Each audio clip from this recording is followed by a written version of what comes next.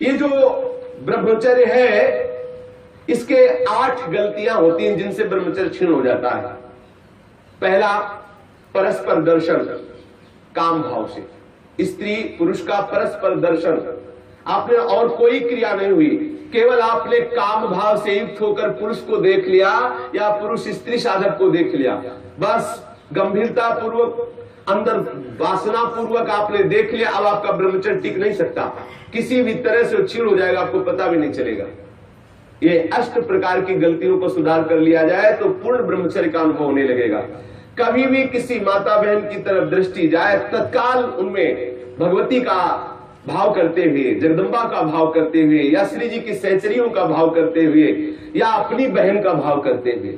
हाँ, अपनी बहन में कहीं गलती भावना थोड़ी आती है, अपनी माँ में कहीं गलत भावना थोड़ी आती है, अपनी बेटी में कहीं गलत भावना थोड़ी आती है। ऐसे सद्भाव रखिए, कोशिश कीजिए कि उनके मस्तक और केशों पर, नेत्रों पर दृष्टि न जाए, चरणों पर दृष्टि रहे। जो चाहे आपन कल्याणा, सुजस सुमति शुभगति शुभनाना, सो परनार लीलार गुसाई, तजो चौथ के चंद्र किनाई। जैसे चौथ के चंद्रमा को देखने से कलंक लगता है, लोग बचते हैं, ऐसे ही माता बहनों के नेत्र, मस्तक और केस, इन 3 को देखने के लिए अपनी दृष्टि को बचा लो। नेत्रों में नेत्र न मिलने पावे, उनके ललाट और उनके केस पास पर दृष्टि न जाने पावे, उनके चरणों पर दृष्टि रहे। संभाषण करना हो तो सर नीचा करके ही उनसे संभाषण करो। ये आद्य शक्ति जगदम्बा के अंश स्वरूपा है, ये श्री जी की सहचरी है। ऐसा भाव रखकर उनसे वार्ता करो। ज्यादा देर वार्ता मत करो, ये एकांत में वार्ता मत करो। जहां दर्शन हो तत्काल नेत्र हटा लो। अगर दर्शन होते ही आपने काम भाव से उनको देख लिया तो फिर आप ब्रह्मचर्य नहीं रह सकते, या वो ब्रह्मचर्य नहीं रह सकती जिसने पुरुष को काम भाव से देख लिया। पहली गलती। दूसरा है स्पर्श करना, किसी भी बहाने से परस्पर स्पर्श करना, किसी भी अंग का स्पर्श करना। हम भले प्रकट नहीं कर रहे हैं अपनी वासना, लेकिन किसी भी बहाने से पुरुष या स्त्री के शरीर का स्पर्श करना परस्पर विपरीत भावना से, यह दूसरा लक्षण। यदि आप प्रकट तो नहीं कर रहे लेकिन किसी भी बहाने से आप स्पर्श कर रहे हैं, आपके अंदर काम का भाव चल रहा है, तो आप ब्रह्मचर्य नहीं रह सकते, आपका ब्रह्मचर्य क्षीण हो जाएगा। दूसरी गलती। तीसरी गलती, केल विलास क्रीड़ा को देखना। किसी भी जीव के केल विलास क्रीड़ा को देखने से अपने मन में वैसी भावुकता प्रकट हो जाती है और हम ब्रह्मचर्य खो बैठते हैं। चौथी बात, परस्पर बैठ करके एक दूसरे के रूप का गान करना। आप बड़ी सुंदर हो, या आप बड़े सुंदर हो, आपकी बहुत याद आती है, या वो बहुत सुंदर है, वो हमको बहुत चाहती है, वो हमको बहुत चाहते हैं। ऐसी परस्पर में वार्ता करना या एकांत में उसके गुण कीर्तन करने से ब्रह्मचर्य का नाश हो जाता है। पांचवा, एकांत में बैठ करके भाषण करना। एकांत में बैठकर कभी भी साधक को ऐसी गलती कभी नहीं करनी, भले वो भागवती उपदेश क्यों न हो। जब आप देख लीजिए कि हमारे चित्त पर पुरुषत्व का अभिमान नष्ट हो गया है, किसी भी स्थिति में हमारे हृदय में भावना नहीं आएगी कि भोग्य वस्तु है, तो फिर सच्चिदानंद भगवान की अपार कृपा है, फिर त्रिभुवन में आपको कोई हिला नहीं सकता। नहीं स्वात्मा रामम विषय मृग तृष्णाम भ्रमयति। ज्ञानी भ्रष्ट हो सकता है लेकिन बोधवान नहीं, भक्त विचलित हो सकता है लेकिन प्रेमी नहीं। जो प्रेम से युक्त हो चुका है, जो बोध संपन्न महापुरुष है, क्योंकि जब सर्वत्र सच्चिदानंद में भगवान श्री कृष्ण दिख रहे हैं तो कौन किसको भ्रष्ट कर सकता है। जब तक स्त्री पुरुष का अहम है तभी तक ऐसी भावना का जो भयावह स्वरूप है उससे बचना चाहिए, तभी तक ऐसी भावना हमारे हृदय में हावी होती है। इसलिए साधक को कभी भी एकांत में, स्त्री शरीर साधक को कभी भी पुरुष शरीर साधक से एकांत में कभी भी भाषण नहीं करना चाहिए। अगर करने का अवसर आए तो मैदान में आ जाना चाहिए, खुले में आ जाना चाहिए, जहां सब लोग आपको देख रहे हो, जिससे आपके हृदय में वो गलती नहीं होने पाएगी। यदि आप ऐसा कर रहे हैं, भले भागवती उपदेश ही कर रहे हैं, तो भी आप ब्रह्मचर्य नहीं रह सकते, ऐसा शास्त्र का आदेश है। एकांत में किसी स्त्री को दूर से देखकर या पुरुष शरीर को देख करके भोग का संकल्प कर लेना, वासना का संकल्प कर लेना, यह ब्रह्मचर्य का नाश कर देने वाला संकल्प होता है। दृढ़ निश्चय कर लेना, संकल्प कर लेना।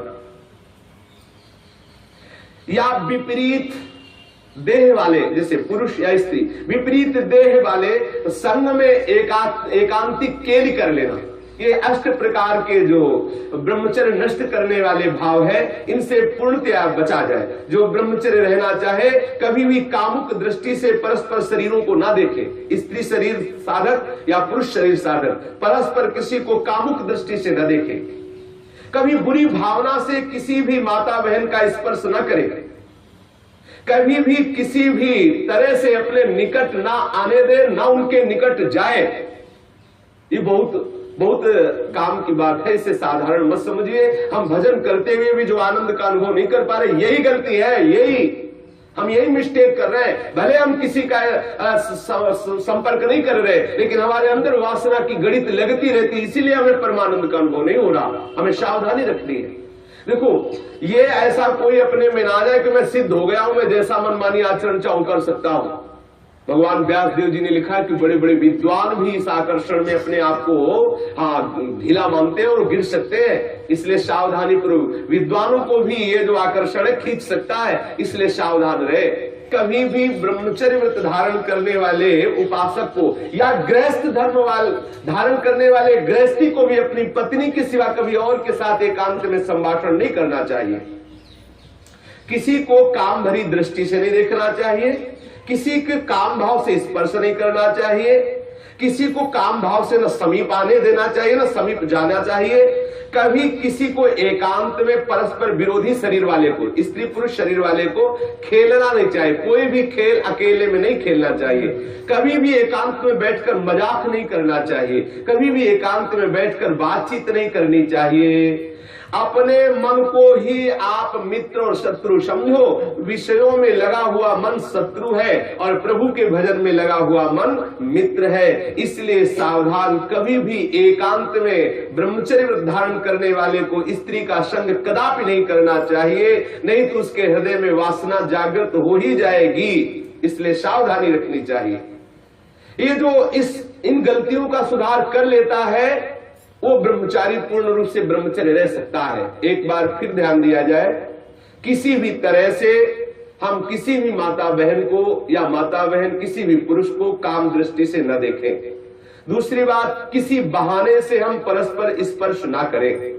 तीसरी बात, किसी भी तरह से हम उनके साथ कोई क्रीड़ा ना करें, कोई खेल ना खेलें।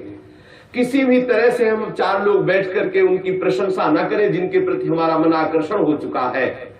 कभी भी हम एकांत में संभाषण न करें, एकांत में संलाप न करें। कभी भी हम विषयों का संकल्प न कर बैठे, विषय भोग का संकल्प न कर बैठे। इस तरह से हम अपनी इन 8 क्रियाओं से निवृत्त रहे। बुरी भावना से देखना, बुरी भावना से स्पर्श करना, बुरी भावना से निकट जाना या निकट आने देना, ये नहीं होना। बुरी भावना के साथ अंदर से भावना बुरा रखते हुए खेल खेलना, मजाक करना, बातचीत करना, इस तरह से अपने मन को हम विषयों से बचा सकते हैं। अगर 8 क्रियाओं से बचा ले गए तो हम ब्रह्मचर्य रह सकते हैं। यदि आप ब्रह्मचारी होना चाहते हैं तो आप अपने मन को शुद्ध रखिए। आप अपने हृदय को कभी खाली मत छोड़िए। हृदय खाली रहेगा, मन अशुद्ध रहेगा तो शरीर में ब्रह्मचर्य रह नहीं सकते। और जिसका हृदय और शरीर और मन तीनों अशुद्ध है, वो कभी भजन नहीं कर सकता। इसलिए सावधान। आज तो और बहुत बुरी दशा हो रही है, भक्ति के नाम पर वासना का पोषण करते हैं। भक्ति के नाम पर हम सखी तुम सखा, ये समझ जाने कौन सा नाटक। भगवान कैसे कैसे प्रपंच चल गए हैं, कैसे कैसे प्रपंचिक लोग अपनी वासना की पूर्ति के लिए भक्ति का आडंबर कर रहे हैं। भक्ति को हंसी मजाक समझा जा रहा है। राधा कृष्ण की इस महाप्रेममयी लीलाओं को कैसे किस भावना से घसीटा जा रहा है। बहुत दुर्गति होगी, बहुत सावधान। वो देख रहा है जो सबको देख ले। अरे कोई देखे न देखे, तुम तो देख ही रहे हो ना, तुम्ही को वहां बोलना पड़ेगा, वहां तुम छुपा नहीं सकते। सर्वशक्तिमान भगवान तुम्हारे अंदर बैठे देख रहा है। भजन करना चाहते हो, भगवत प्रेम प्राप्त करना चाहते हो तो ब्रह्मचर्य पर पूर्ण दृष्टि रखो।